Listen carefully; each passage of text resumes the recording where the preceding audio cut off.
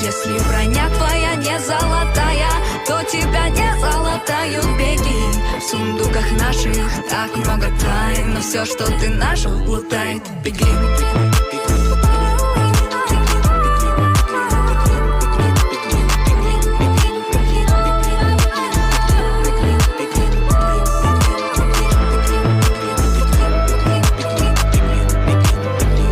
Блять, оно играет или нет? А, ну да, чуть-чуть играет. Короче, по центре Кубос. Всем хай. Кубос. Здрасте. Всем здорово. Вот это что за хуйня красная с белым, блядь? Убрать нахуй! Всем здрасте, дорогие подписчики. Всем здорово. Ой, блядь, Алиса, включи камеру. Фу, блядь. Сидел, не включил, прикиньте. Но это я еще потому, что не привык до конца. Всем привет, на меня опять снайпер, блядь, нападает. Что за хуйня, блядь? Эти снайперы уже заебали, блядь. Я больше не буду про Путина говорить, все. Пожалуйста, не надо. Мне все равно, блядь. Всем всем привет, короче. Всем хай по центре, всем хай, and... всем здорово, всем хай, and всем привет, and hi, and всем привет, and здра, and привет, and здра, and hi, and здра. Я там не знаю, что у ДК, но меня вчера или позавчера звал Мазяка на стрим в Евротрак с ДК и с Мазякой, но я, как вы понимаете, был в деревне. А сегодня что-то Мазелов, кстати, написал, говорит: алло, ты сегодня занят? Я говорю: нет, какие идеи, блядь. И он так и не ответил. Зато зацените, какую я красивую фотку Мазелову скинул. Вот, ну тут ВК порезал качество, конечно, бля, так охуенно, реально, такая вот зеленая деревня, кайфовая. Вот по этой улице, чтобы вы понимали, коровы ходят, они вот тут ходят, срут здесь, вот, нормально, но у меня там есть там всякие красивые фотокарточки, и, да и нормально, короче, все чики-бомбалейла. Вот, заходи, короче, там, вот это вот, усаживайтесь поудобнее, там, чтобы нормально было. И мы будем с вами там флексить. Я опять нихуя не придумал. Короче, всем здорово, всем привет, всем хай. И... Сука, сидит, рулит. А где это? А что это за игра, кстати, нихуя? Подожди, а я хочу тоже. А что это за игра? На BMW хочу ехать. А что это за игра? Подождите. Бля, у него так смешно здесь все трясется, охуенно. Кстати, хочу, может быть, попробовать тоже себя... хромакей натянуть себе, когда буду играть в руль. И камеру как-нибудь поставить по-уебански. Но хуже будет качество, но будет смешнее, мне кажется. Нормально. Господа, а я же не рассказывал, да? Я не высказывался на основном, как бы, стриме об этом. Хотя тот стрим можно тоже было основным считать. Там в час ночи было 2000 зрителей на стриме. Это же вообще разъебикс был. Там, вы в теле Саска... О, сейчас, подождите. Саски. А ну, Саски Обрышка. Сколько у него... 61 тысяча просмотров это на нарезке. А оригинал, кстати, на следующий день там начал миллиарды просмотров собирать. Что-то в тренды вышел. В итоге пол-ляма просмотров, прикиньте. Правда, мой комментарий вообще никто не лайкнул, блядь. Всем похуй, блядь. Всем вообще похуй. Блядь, короче, пацаны, я так подсел на эту тему, чтоб вы понимали. Я не знаю, говорил ли что-то за Квиэль или смотрел бы что-то за Квиэль. Я после стрима, я так охуел от всей этой истории. Все должны ознакомиться, реально. Вот, я так охуел от этой истории. Я написал Диме Скрыннику, говорю: обязательно посмотри, ты должен это видеть. Я написал Закхуэлю, говорю: посмотри, блядь, на стриме, без стрима, обязательно, это должны видеть все. Ну и все, собственно, Дима Скрынник не посмотрел, Закхуэль, как я понял, тоже не посмотрел. Ну потому что длинное видео, блядь. Длинное видео, но такое интересное. Это лучшее, что я видел. Я после того, как это уже посмотрел, я 2 дня обновлял это видео и смотрел, сколько у него просмотров. И смотрел еще, сколько у него... Как его...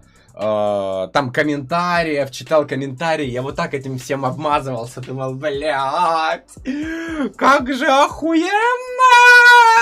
Очень круто, мне нравилось. Смотрел за ее каналом, где она там комменты. У нее сначала на первом видео она закрыла комментарии. Люди пошли ей писать на второе видео. Она на втором видео закрыла комментарии. Люди пошли ей писать на третье. Но уже немногие остались. Самые жесткие бойцы. Они, конечно, расслабились. Им сложно было открыть четвертое видео. Там уже поменьше этих комментариев. Я заходил в ее социальные сети. Думал, что-то мне пишут в Инстаграме. Вообще комментарии нельзя писать. Ой, в запрещенном, кстати, я забыл упомянуть, что в запрещенном Инстаграме, да, вот этой вот гадкой вот этой социальной сетью, которой я не хочу пользоваться никогда в жизни. Фу, блядь. Вот аж противно на языке стало. Вот, ну и нормально. Да, пошли Диму Масленникова смотреть. Каждую серию смотрю, охуенно, реально. Мне так нравится, блядь. Там обязательно посмотрим. Да, ой, блядь, да что это за хуйня, нахуй? Вот, да все нормально, короче. Я Моргенштерн, да. Да, я Моргенштерн. Не, я сегодня планирую, значит, сегодня.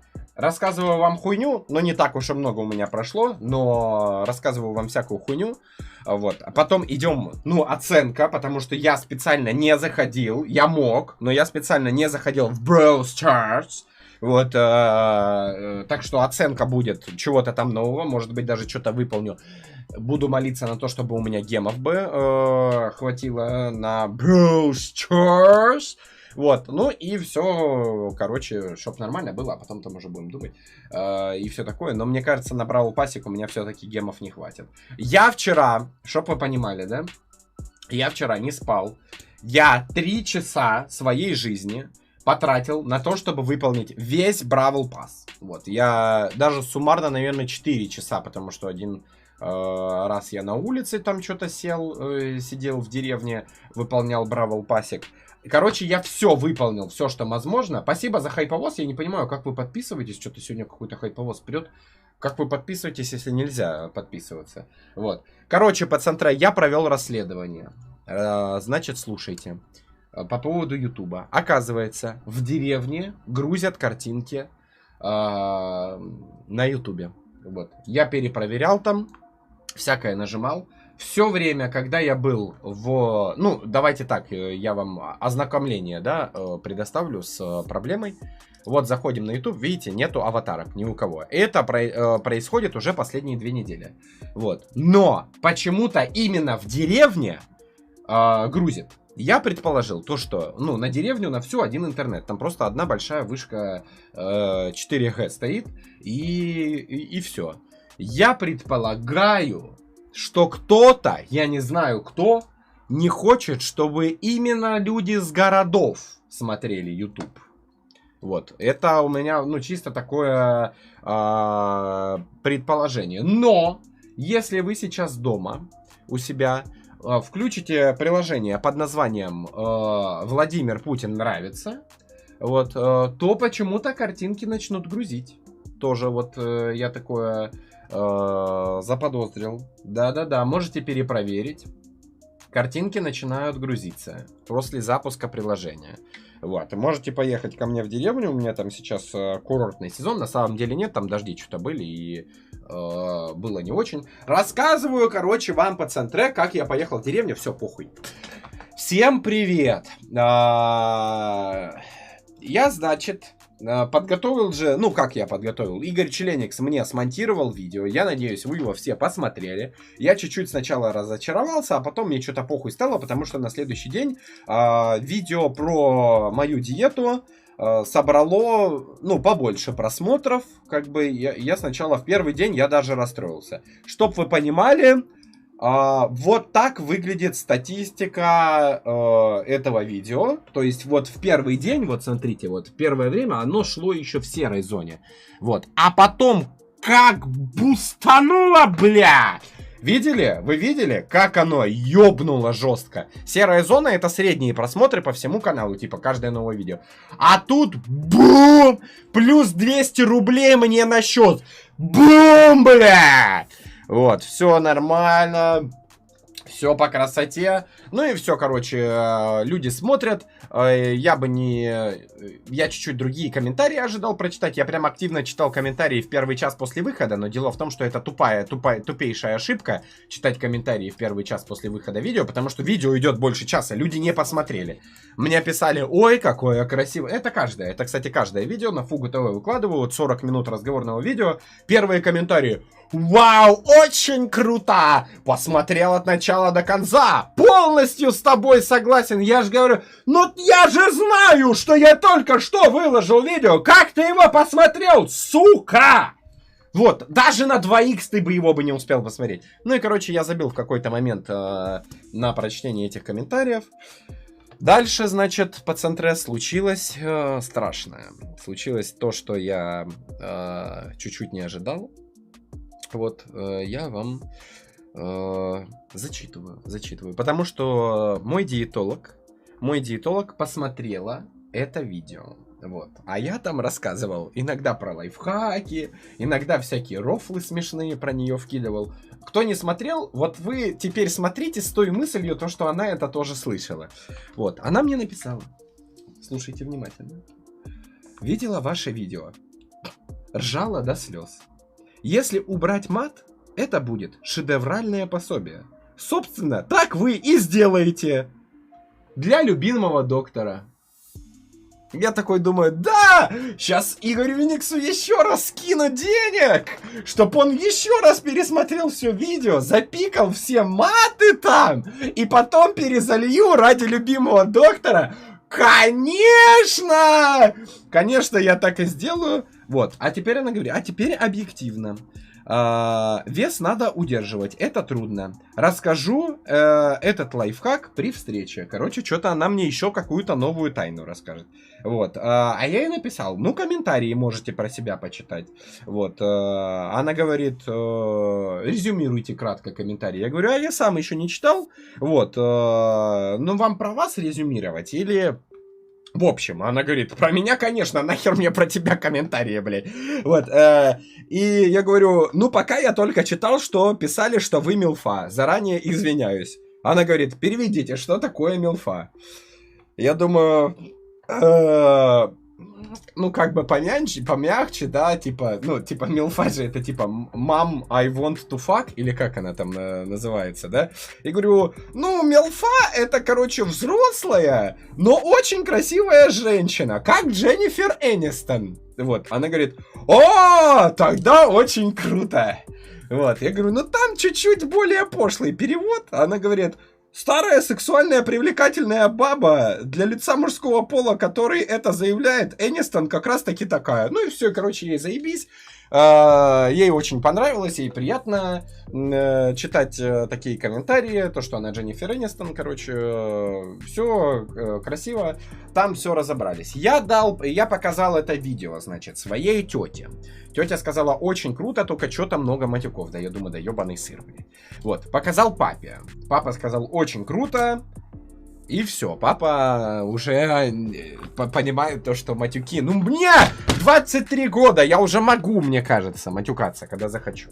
Вот, за столом семейным обсудили, да? Ну, без деда, правда, то бы дед бы мне отрезал бы секатором губы, если бы знал, что я матюкаюсь. Оказывается, какая-то тварина. Я же знаю, блядь, кто. Оказывается, моя бабушка не смотрит мои видео и мои стримы, но кто-то ей стучит на меня. Это было разоблачение. Я у бабушки пытался узнать, бабушка не призналась. Вот. Но она сказала, мне давненько сказали, внучок, что ты в своих стримах этих и в своих видосах матюкаешься. Мне было очень стыдно за тебя, внучок. Значит, кто это в деревне? Это ж по-любому в деревне. Это же кто-то, значит, в деревне смотрит мои видео и потом идет, стучит моей бабусе. Моя бабушка беда. Ну вот кто-то из вас 100%. Да, конечно. Кто-то из вас, блядь. И я каждого нахуй проверю. Все, да. Вот, ну, короче, за семейным столом, представляете, мне удалось невозможное, но это в силу моего возраста, наверное, потому что если бы мне было бы меньше 18 лет, то по-другому все пошло бы. Мне удалось рассказать, что мат — это мой инструмент, представляете? И меня никто не захейтил, ну, кроме деда, потому что он не знает. Никто вообще не захейтил в семье за то, что я матюкаюсь. А чтоб вы понимали, у нас воспитание такое, что, типа, это, ну, полный запрет. Дед с секатором уже бежит, вот он только виноградные листочки обрезал вот этими ножницами гигантскими. Уже бежит тебе губы оттягивать и отрезать. Вот, у нас такое воспитание было. Но я сказал, это для стрима, это для контента. Вы не понимаете, это образ в жизни. Конечно, я не матюкаюсь, естественно. Вот, конечно, такого нету. Все нормально, там красиво. Вот, ну и все, короче, вот такие вот. Все нормально. Когда-то я еще подумал, вот когда у меня бабушка уже не сможет двигаться, тогда я ей, наверное, смогу показать свои видео, чтобы она меня это там полотенцем не ударила или еще что-нибудь. Вот если, ну, бабушку обездвижит, да, но она еще контент будет воспринимать, только в таком случае я предполагаю, что я ей смогу свои видео показать. Вот, ну, в ином случае мне страшно будет, просто потому что, ну, у меня бабушка очень добрая, но вдруг она расстроится и решит меня ударить тапком. Вот, поэтому нормально. Но, между прочим, видео с канала Пятерка я ей могу показывать. А все остальное треки. Трек же, у меня есть демка нового трека. Я поставил папе. Но папа как-то холодно отнесся. Вот, бабушка говорит, а мне поставь. Вот, а там, ну вы потом услышите, что в этом треке за слова. Там как бы даже папе лишнее. Короче, едем сегодня с папой, он говорит, ну вот это вот в треке, держи свой язык за зубами у меня во рту. Это как? Я говорю, па, ну как, как? Он говорит, ну я не понимаю, как это, я пытаюсь себе представить, я не понимаю, как. Я говорю, ну па, ну ты что, когда, ты, не понимаешь? Он говорит, нет, я не понимаю. Я говорю, ну все, ты тогда старый, все, давай, короче, пока. Вот, вот так вот. Ну там такое.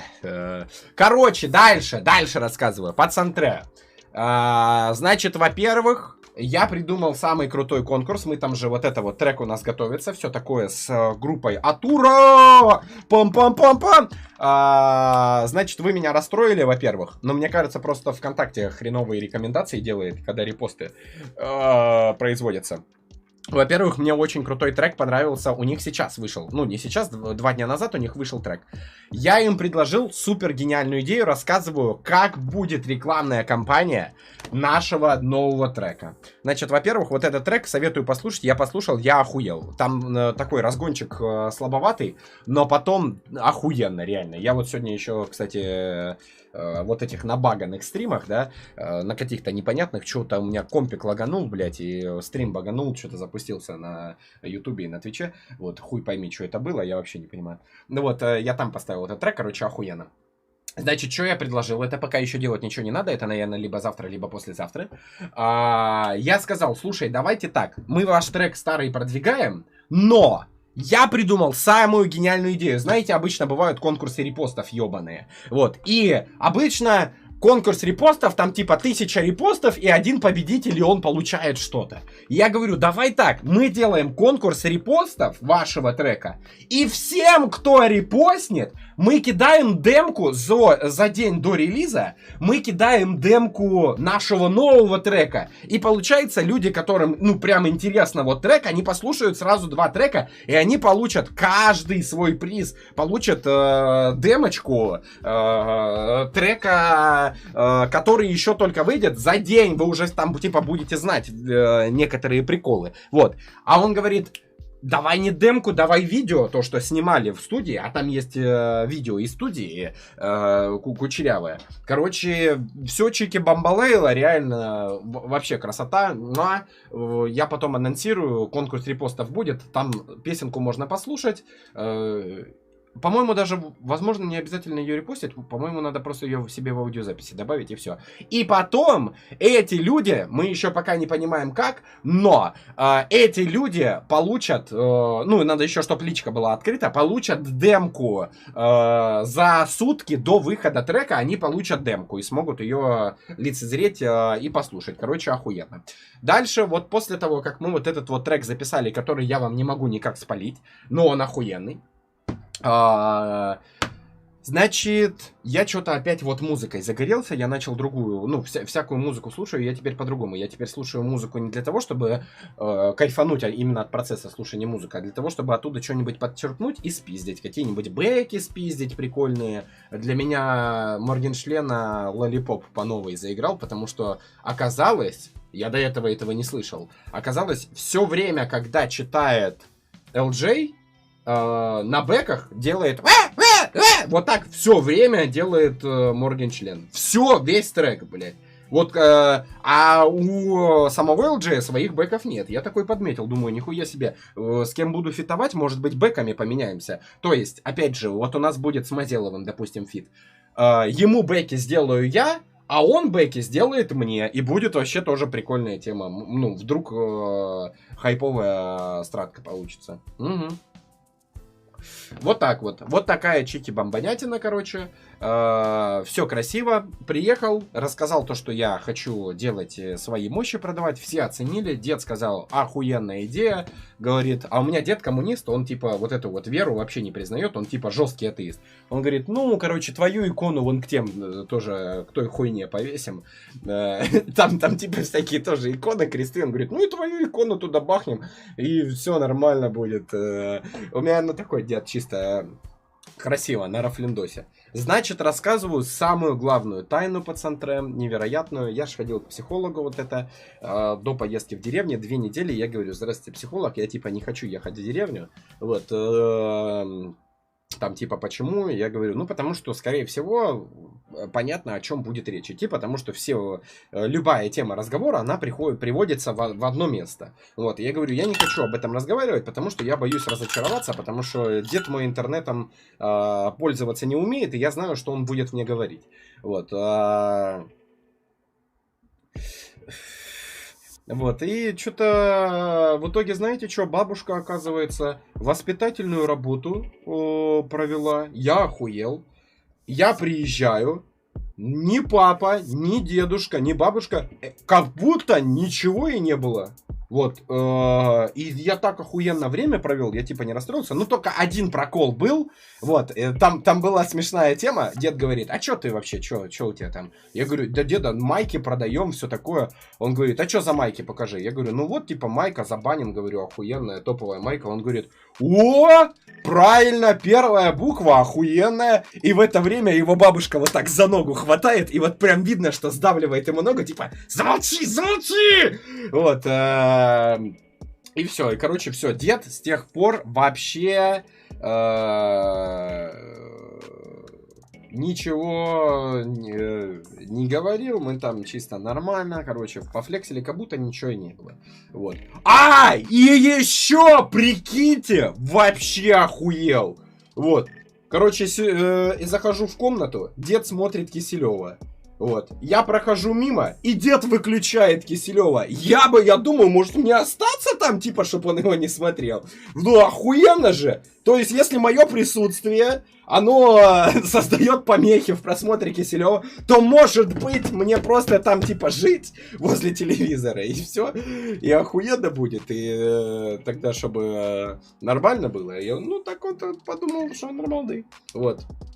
Ну все, вот такая вот красота получилась, короче, по центре. Сходил на природу, жалко выпал дождь. Но все равно было прохладно, но я ходил по деревне, охуел, конечно. Мне вот в деревне нравится, ну реально как будто просто в деревне трава зеленее, но у меня есть предположение, то, что есть научное обоснование, то, что трава зеленее в деревне, потому что в городе просто пыль летает, и она на зеленую травку оседает, и из-за этого со стороны пыльная трава, она кажется более серой. Вот, в деревне же типа пыли меньше, там машины не ездят нихуя. Вот, так охуенно. Ну я вам могу, вам вообще надо? Сейчас, секундочку, я вам покажу. Такая зеленая трава охуенная, так топово. Ну, во-первых, я не знаю почему, но я вам показываю самую хитовую картинку. Я не очень понял, почему она так зафорсилась, я ее просто выложил. Вот, а вы почему-то про нее начали много мемов делать. Сейчас, подождите, надо что... Вот.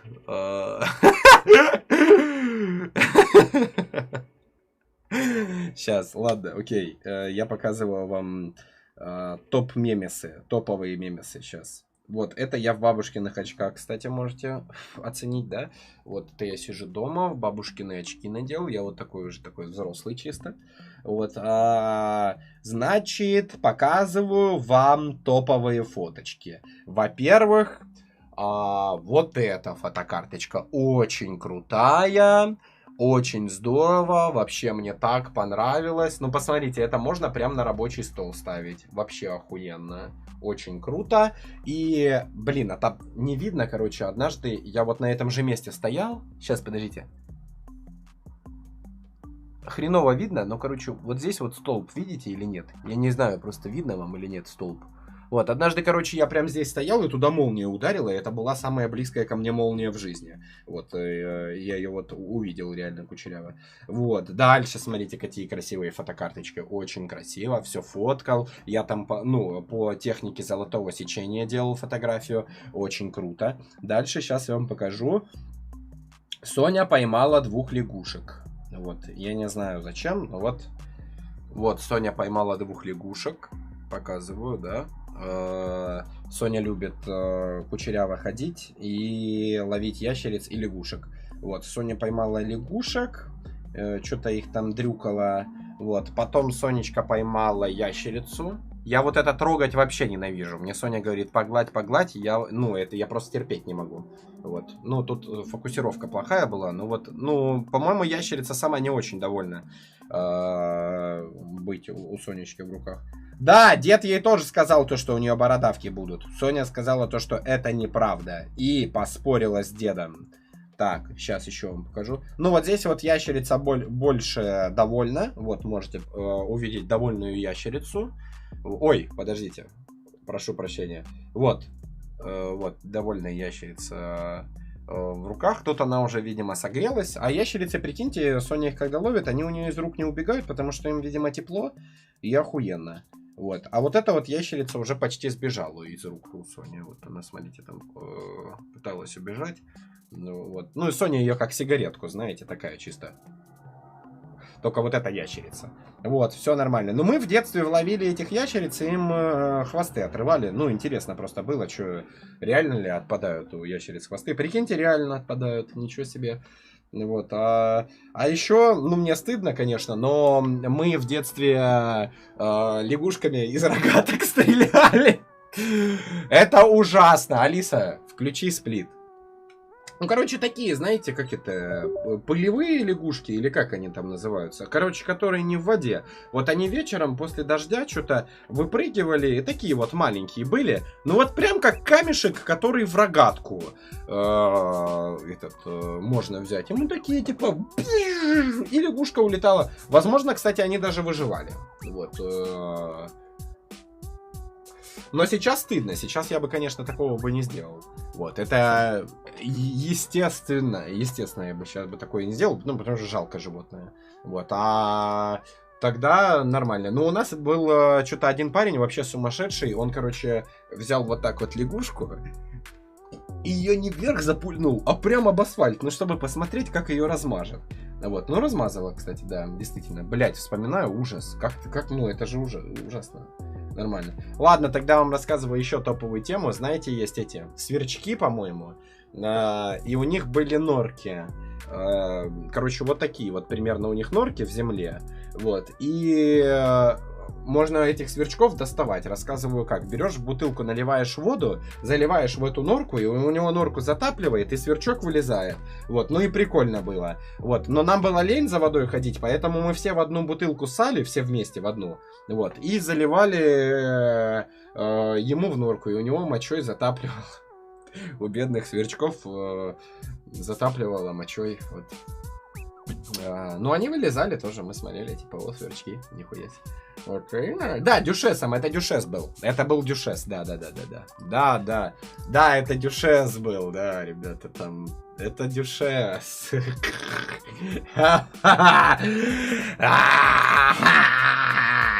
Вот. Не, мне кажется, это нормальная тема, потому что я бы, если честно, даже в каком-то плане я бы хотел бы, чтобы мой сын, если бы у меня был бы сын, да, чтобы он такую бы жизнь бы прожил, потому что я же говорю, я вот горжусь тем, что я последнее поколение, у которое играло вообще с палками, допустим. Вот мы играли с палками. Вот сейчас из детей никому ни нахуй не надо играть с палками. Сейчас ребенок рожается, ему родители iPad дают с 1 годика, он ничего еще не понимает, типа писать ничего не может, но при этом видео как-то на ютубе находит. Вот, и вот так вот что-то тыкает там на автовоспроизведении миллион видосов. Ребенок уже с палкой не будет играть, потому что... как его... ну, родители просто говорят, я уже слышал такое, потому что у меня у брата есть дочка и все такое. Ну, типа, а нахуя? А вдруг ребенок там отравится, палку оближет, чем-то отравится и все такое. Мы глину хавали и думали, что это жвачка, и что-то нормально. Мы пили воду не очищенную. Вот, я сейчас предполагаю, если я не очищенную воду выпью, я могу отравиться. В детстве похуй было вообще. Вообще не очищенную воду прямо из-под колонки, вот в футбол поиграли, все горячие, холодную воду прямо из-под колонки, грязную, не отравились, не заболели, все было нормально. Вот, поэтому я бы реально бы, может быть, бы своего, будь бы у меня ребенок, я бы его тоже бы посылал бы в деревню. Но дело в том, что, знаете что, в деревне тоже это нихуя не происходит, потому что как только 4G вышку поставили в деревню, Леха, он учителем в школе был, он сказал, нихуя не, все, не выходят, школьники просто не выходят гулять на улицу, они сидят у себя там в чатах переписываются, они гуляют ВКонтакте, вот, и у них нихуя не происходит. Ну, там есть, конечно, в самые летние деньки, что-то выходит, но с палками уже не играют, и всякую такую хуйню, как мы, не творят, вот, а мы там достаточно хуйни натворили. Вот, и все. Никто не делает костры, никто не ворует куриц для того, чтобы бросить в этот костер и сожрать то, что... Дома есть еда, да, блядь!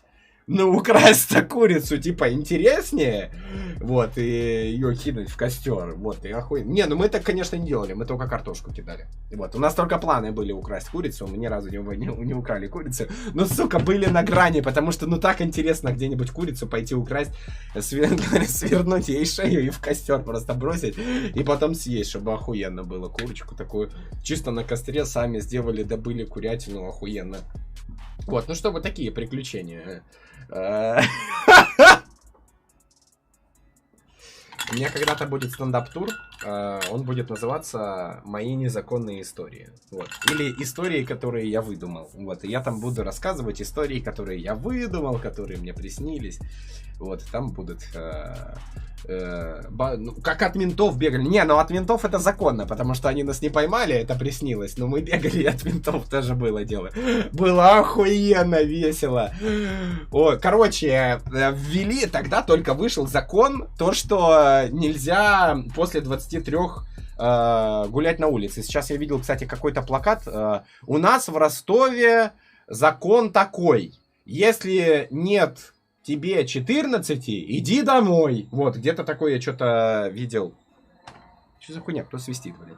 Вот, у нас была охуенная тема, мы огромной толпой что-то гуляем. Естественно, там нету никому 18, и после 23 типа домой. А вот эти шакалы, менты, вы прикиньте, ну, деревня маленькая, что с кем случится? Это в городе надо после 23, конечно, домой, типа, звать детей, потому что маньяки всякие ходят и все такое. А зачем в деревню? Ну, деревня-то больше никого нету на улице. Нас толпа детей, мы кому угодно сами пиздюлей можем дать, нам никто ничего не сделает. И мы боялись этих ментов, потому что они приезжали и вылавливали просто детей. И знаете, что потом делали? Не везли их домой, а везли их в областной центр. Потом звонили родителям и говорили: родители, приезжайте за вашими детьми. Так отвези меня домой, если ты представитель вот закона, и мне надо быть дома. Так отвези меня домой, отчитай там моих родителей. Не, нихуя, они чтобы штраф формануть, везли в... Ну и, короче, мы от них бегали. И однажды было, сидим такие, отдыхаем чисто, с кайфом проводим время, на лавочке что-то сидим, а только дождь прошел, и видим то, что менты едут. И нам был шанс только убегать. Ну, они ехали по той дороге, по которой нам, по идее, надо было убегать. И мы решили через дворы, через чужие убегать. А выпал дождь. И, короче, у нас на башмаках, когда мы убежали, ну, это было, кстати, очень тяжело убегать, потому что скользкая земля. У нас на башмаки налипло столько грязи, что было, ну, в 2 раза больше, чем сами башмаки. Грязи было гораздо больше, чем чернозем, короче, принесли домой, чтобы в нем выращивать. Вот. И убегали от ментов реально. А у нас там, типа, как 3 улицы по деревне или 2. Вот. И между ними вот есть вот эти вот места, где перебежать. Там машина не приедет, а перебежать можно. Вот. И вот так вот менты вот так вот по 2 этим улицам туда-сюда ездили, а мы туда-сюда бегали, и все, от ментов реально. Вот, чтобы все нормально было. Так, значит, кто бы это ни сделал, я либо бота нахуй баню, либо ты его вырубаешь, потому что меня заебал этот бот. У меня никто не спрашивал добавление этого бота. Меня это бесит, короче, все, я его баню нахуй. Вот, все, заебал меня этот бот, потому что только эту хуйню и пишут. Вот, ну нормально, короче.